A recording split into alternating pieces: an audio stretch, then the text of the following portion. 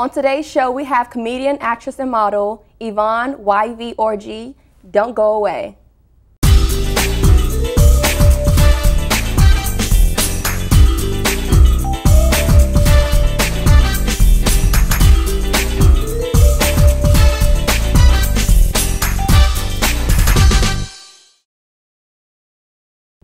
Welcome to the PalavaHut Show, and I'm your host, Sana Akibu. The PalavaHut Show will bring you interviews from guests from various facets of African culture that will inform, educate, and entertain you, from entertainers, experts, celebrities, entrepreneurs, and everything in between. Thanks for tuning in, and let's get the show started. Now, today's guest is a comedian, actress, and model, Yvonne Yvee Orji, and she resides in our area, the DMV, and she's well known for her comedic ways and also for incorporating her African culture into her comedy. Not only does she do comedy, but she's also an actress and model.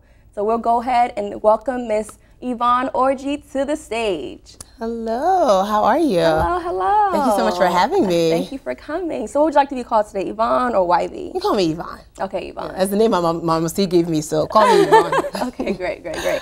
So how did you get started with the whole comedy and everything like that? Well, in 2006, I entered the Miss Nigeria in America pageant, and I needed a talent. And I didn't have one. And so I literally prayed. I was like, Jesus, I already bought this dress, and you know how much it costs, and I'm not trying to lose. My mama gonna be in the audience. And loud as day, Holy Spirit said, do comedy. And I said, oh boy, they crazy. I need a talent for real. Like I was talking to God like he was my homeboy. and all I kept hearing him say was do comedy. And I said, well, you kind of did create the word. So I'm gonna listen to you. And so I just started writing down what's funny being a Nigerian in America and living with Nigerian parents. Before I knew it, I had like a 5-minute skit. I performed it at the preliminary round, and the judges loved it. And they were like, just keep going, keep going. And then I did it again at the actual night of the show. And suddenly people were like, oh, do you do birthdays? Do you do weddings? I said, yes, I do. I was like, we gonna fake it till we make it.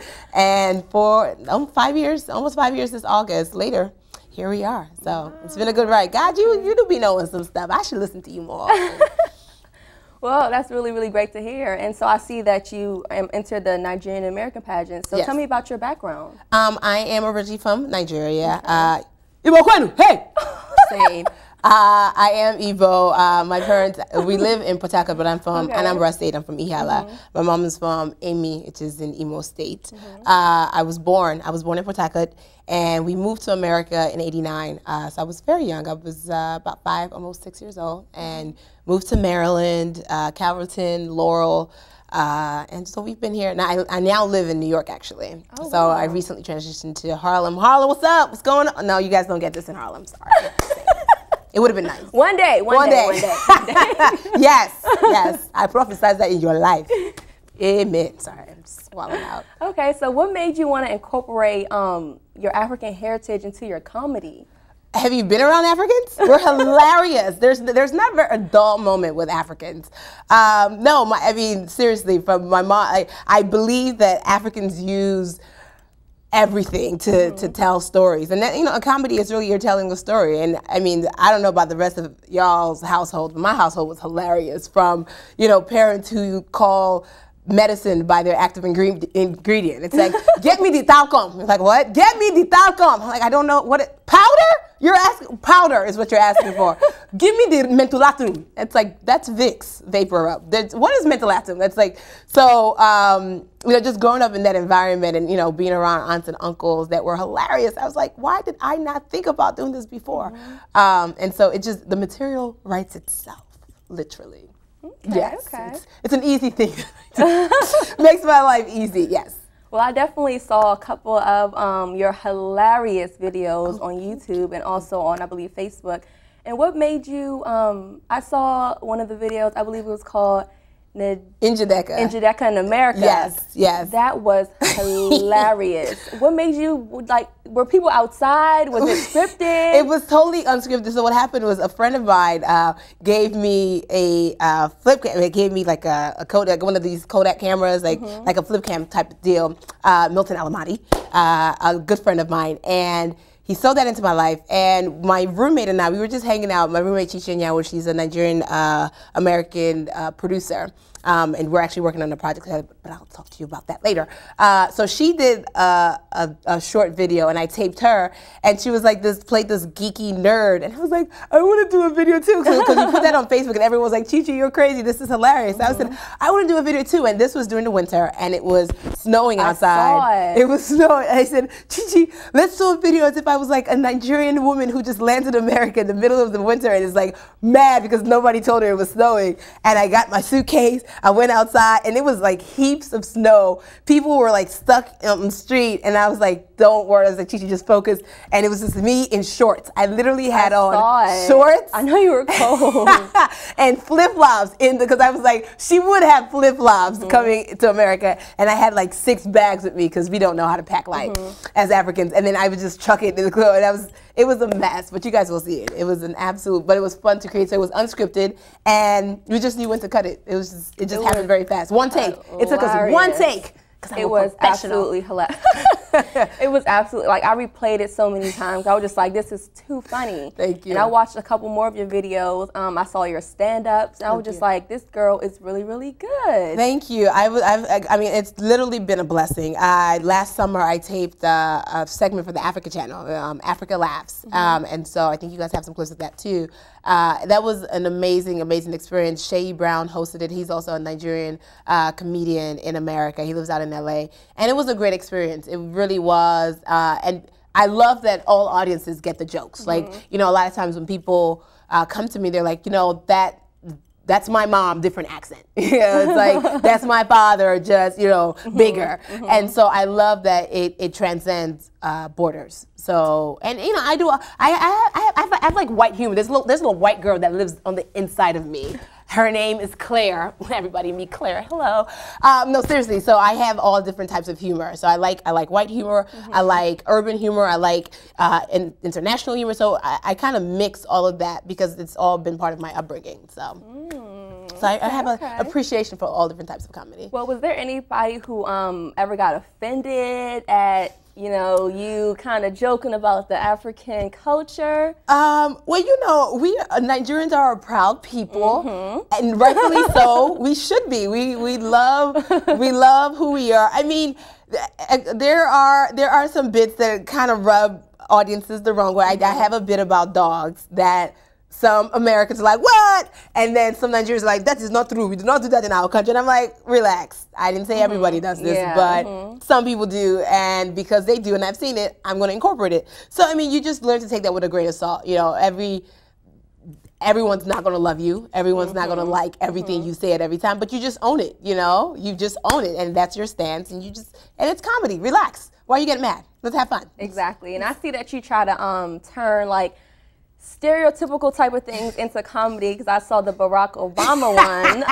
Yes. About everyone thinking that they're going to be related to Barack Obama. Which one? What made you want to do that one? Well, because, you know, I thought about it, and, you know, it's like, let's play to the stereotypes, because there's a reason why certain stereotypes exist, and not to say that they're all true, but there's humor to be found in them. And I think because I am Nigerian or I am African, you know, you have liberty to say some things that other people may or may not be able to say.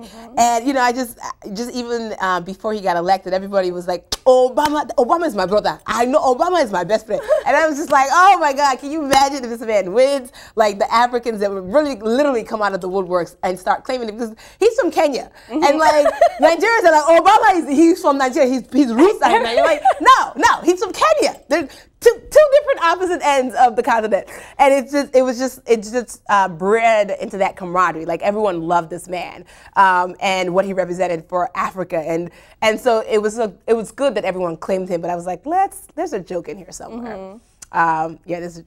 So that was also, I had been thinking about that for like a week before we actually taped it, and then when we taped it, it was all improv. There was nothing scripted.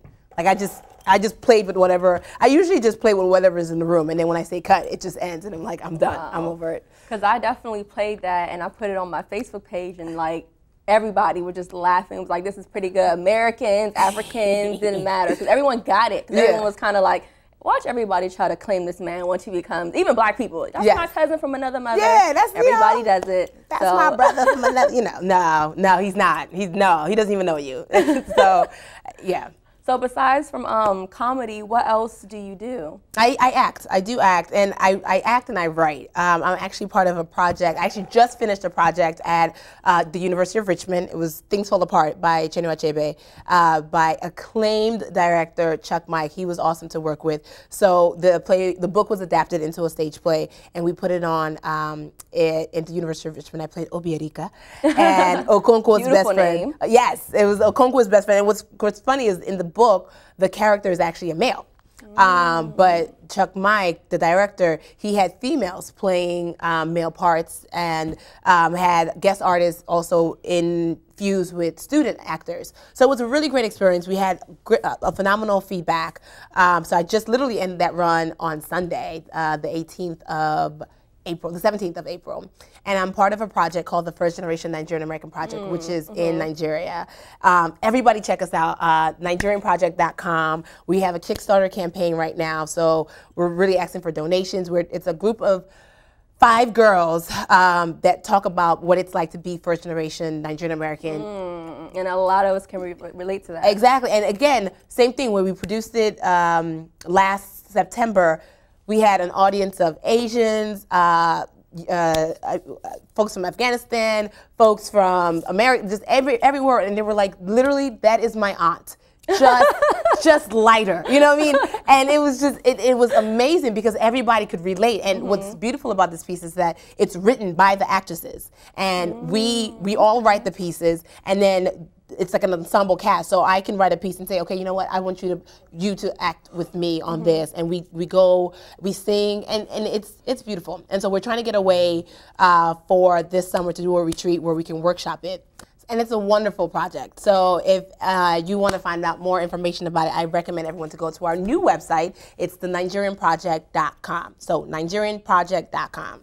Okay. Check us out. Okay, great. That's great. So everybody check that out. Definitely go to that website and check it out. And don't go anywhere. We are coming back with more from YV and her beautiful modeling career after this public service announcement. My name's Reggie.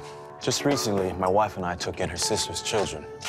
And we already had 4, so I went from becoming a family man to a man with a bigger family. Now, you can't eat love, so I don't know how I'm gonna feed them tonight. How was that, Rich? I think I look more like Denzel. That's cold, man. Play a role in ending hunger. Visit feedingamerica.org/hunger and find your local food bank. I took a trip to Elkhart, Indiana today. Elkhart's a place that has lost jobs faster than anywhere else in America. The people who've lost them have no idea what to do or who to turn to. In fact, local TV stations have started running public service announcements that tell people where to find food banks, even as the food banks don't have enough to meet the demand.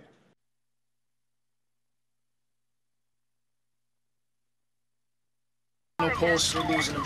Sergeant, he's in VFib. Shock him. Drives it road all the time. He just had a few drinks. This can't be happening. Are we clear? Clear. You just buzzed. Just buzzed. You didn't tell us that, sir. You're right, this isn't happening. He'll be fine. I feel good. Really? No, not really. Buzz driving. Clear. Maybe we should stop acting like it's no big deal. Shock him.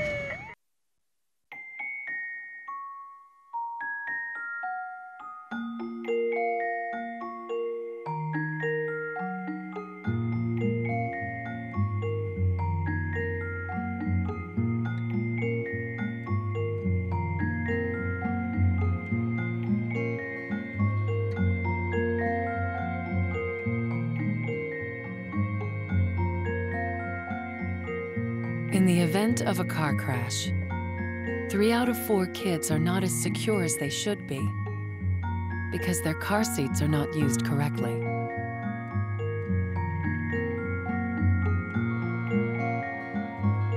But the latch system makes it easier to get it right and to hold your kids tight.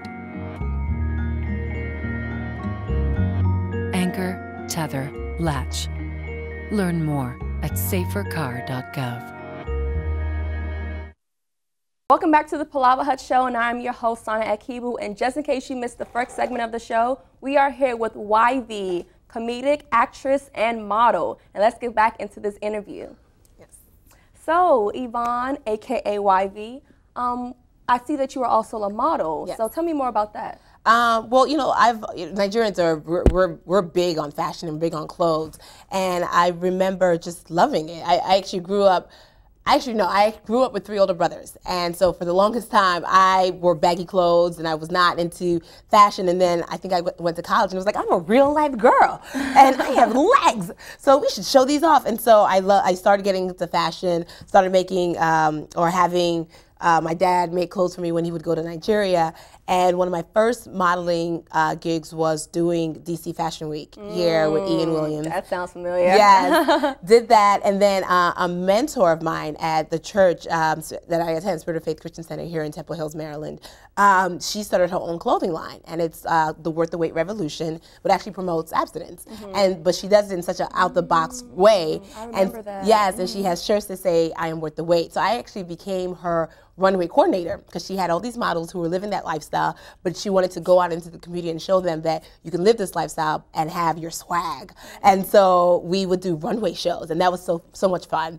So I runway coordinated for her, and I also modeled. And then that led me to spur my own t-shirt line, which say, keeping it locked till I get that rock. Oh, I love that slogan.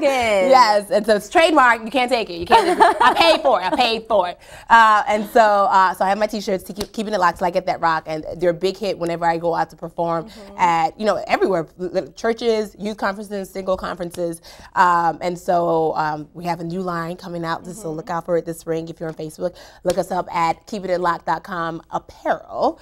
And so I've just been doing that, and now I make lots of clothes whenever I go back home. I make a lot of clothes with Angkor material. And so eventually with the modeling, what I want that to eventually take me to, I want to do runway again once more in my life, but I think I want to do commercial modeling. I'm like, Colgate, what? Ding, Obama, you have a great smile for it. So Thank you, Obama, for extending that healthcare plan. Si se puede. For no reason. Absolutely hilarious. Colgate, what's up? No? Okay, I'm just saying.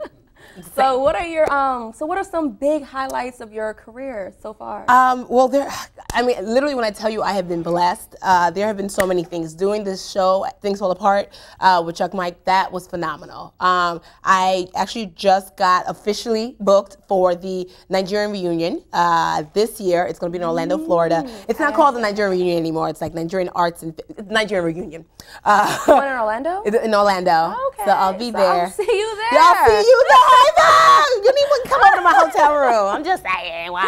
Girl talk. So I'll be there. What else? The Africa Channel was a big highlight. I mean, it felt really good. It was like, I'm making it. You know, when someone like flies you out somewhere and then you're on camera and then you're a live studio audience, kind of like now.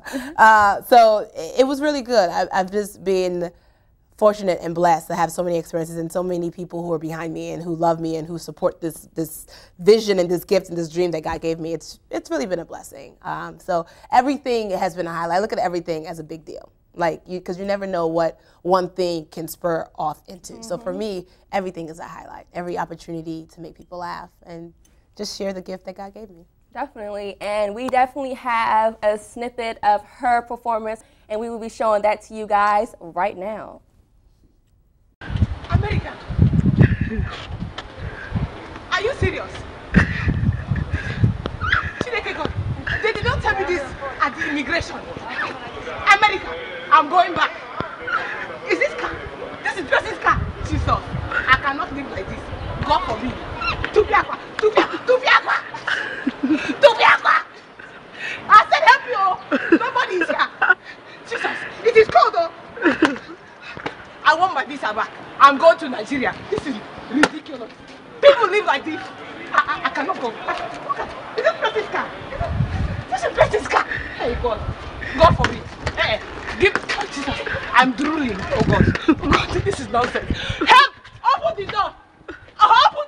It is cold. Oh Jesus. Look at my assy leg. Open the door. Hey Jesus. Mommy. Papa! Papa! Oh. I said, oh. Where is she? Auntie Stella! Nonsense. You can't open her. Is there anybody here? Oh, Jesus. I cannot see my legs. Oh my God. Open it up. I'm going home. Crazy crackhead. Wow. Crazy. You are hilarious. Thank I hope you. you guys enjoyed that just as much as I did. Thank you. So now we're going to go into our From the Set to the City, where we have viewers send in questions that they have for you. Are any of them single? No, I'm sorry. It's too soon? Okay. It's okay. Go ahead. Well, our first question is Henry from DC. Okay. And he wants to know, have you ever had a stand-up that didn't go so well, and how did you handle it? Yes. Every good comedian does not have a great night every night. No, yes, there was a show that completely bombed. It wasn't dismal. It was bad. Some jokes weren't appropriate for the audience, and I'm a clean comic, and so there's certain environments where, there's certain environments where some things are praised more than, clean comedy. And so when you come behind, comics that have been doing other types of material than you, it can not go well.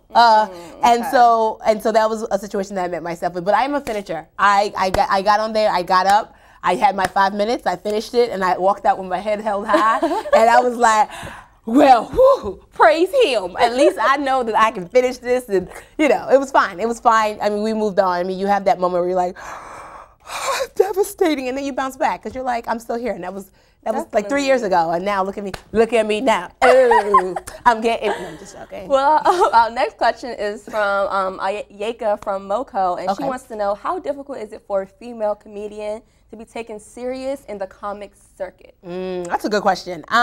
Well, initially when I first started doing comedy, and I would go to different events which were, headlined by male artists, or I was either the only female artist on set. People would look at me and say, "Oh, are you a singer? Poet?"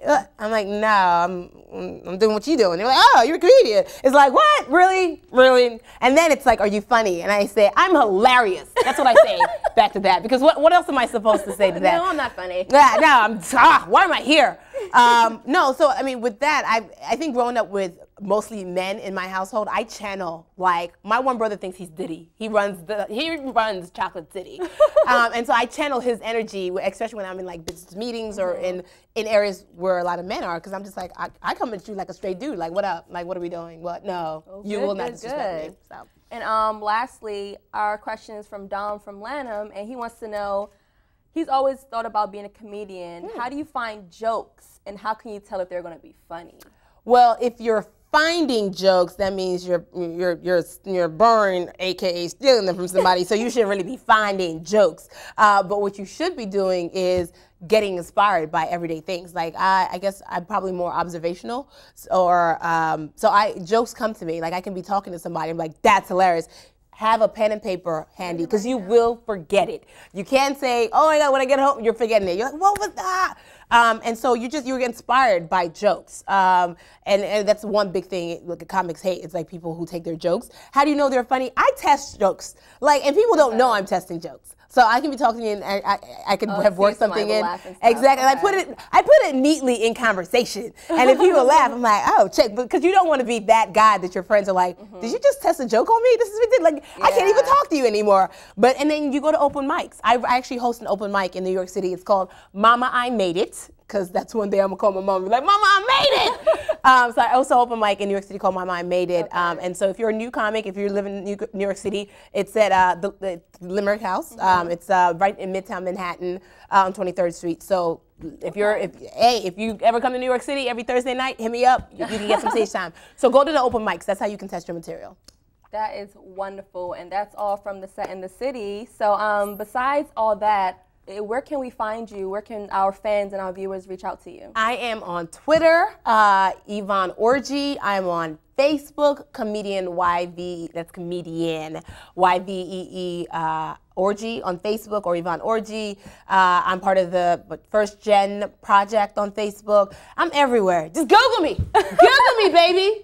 No, everybody is Googleable. That's the word. I'm Googleable. But yes, hit me up. Be my friend on Twitter. Be my friend on Twitter. Facebook me. I'm actually doing, I have so many things. I'm doing a Mother's Day cruise in New Jersey. I'm doing a Mother's Day, that's on Saturday. On Sunday, I'm doing a Mother's Day event in Atlanta. Then I'm doing a show in Chicago. Oh, the Nigerian Reunion in Orlando. Just follow me. You'll be in tune. And then please get on my. You will be entertained. You will be entertained, and sign up to my receive my YouTube stuff, and that's YVEEO YouTube channel. So yes, okay. I look forward to all my new friends virtually. No stalkers. Well, and if you're single, definitely reach out to me. If you're single with money, no, okay, no, I'm just saying, cute, tall, just saying.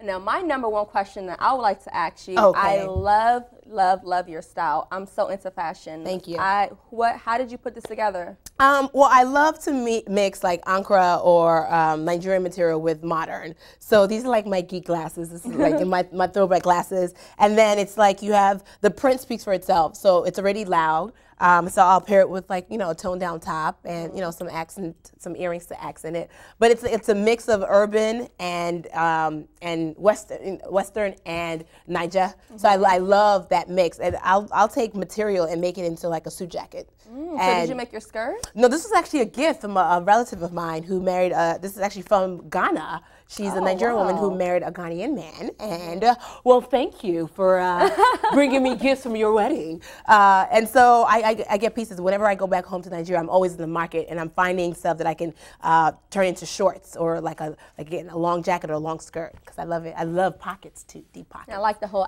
the natural thing going on there. Yeah, and it's so funny because I have a friend, and I tell people, I'm like, this was a mishap. Everybody's like, oh, my Nubian queen, you go natural. I was like, wait, first of all, I gotta be honest with you. Something happened. I left the track and I had to cut my hair because I was like, ooh, wait a minute.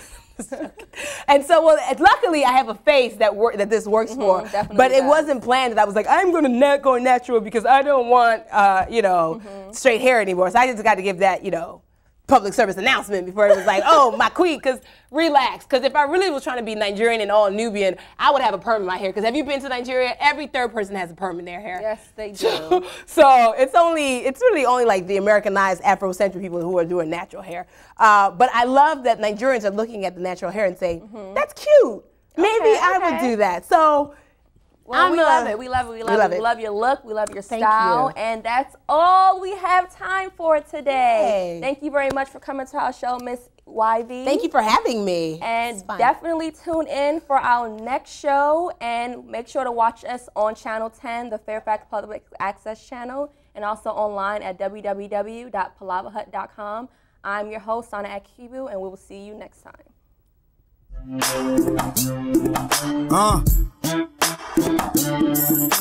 PalavaHut, discuss about the ethics and community. PalavaHut, worldwide trades and the politics. PalavaHut, entertainment, fashion, keep it musical. PalavaHut, international, you can come to the PalavaHut. Discuss about the ethics and community. PalavaHut, worldwide trades and the politics. PalavaHut, entertainment, fashion, keep it musical. PalavaHut, international, you can come to the PalavaHut. Chessboard, kings and queens, life is like a circle. PalavaHut is the brain for politics.